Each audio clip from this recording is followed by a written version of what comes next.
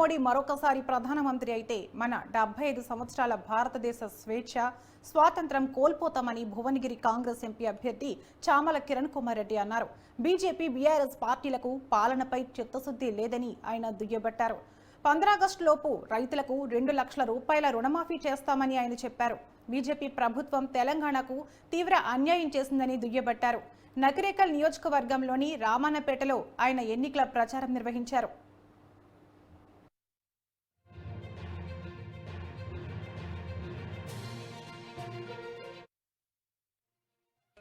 అత్యధిక మెజార్టీ తోటి గెలిపించిన అందరికీ కూడా నా హృదయపూర్వక నమస్కారం.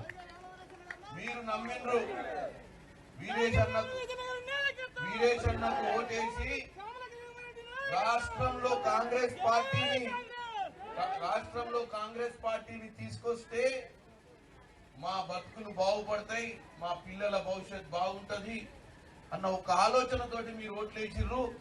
అన్న కూడా అదే పని చేస్తుండు. 150 రోజులైంది. ముఖ్యంగా ఇక్కడ మా సోదరుడు కైలాస్ నేత గారు కాంగ్రెస్ పార్టీ అధికార ప్రతినిధి జనరల్ సెక్రటరీ గారు కూడా ఇక్కడే ఉన్నారు. సో అందరికీ కూడా కింద కూడా కొంతమంది నాయకులు హైదరాబాద్ నుంచి పిసిసి నుంచి వచ్చి పనిచేస్తున్న వెంకటరమణ గారు.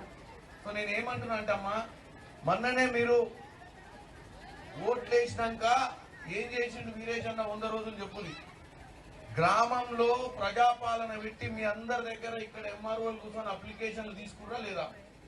ఎందుకు తీసుకుర్రు అంటే ఎవరికి పింఛన్ కార్డులు వచ్చి ఎవరికి పింఛన్లు వస్తున్నాయి, ఎవరికి రేషన్ కార్డులు ఉన్నాయి, ఎవరికి లేవు, ఎవరికి ఇప్పుడు అత్యధిక మెజార్టీ తోటి గెలిపించిన అందరికీ కూడా నా హృదయపూర్వక నమస్కారం. మీరు నమ్మిండ్రు, వీరేష్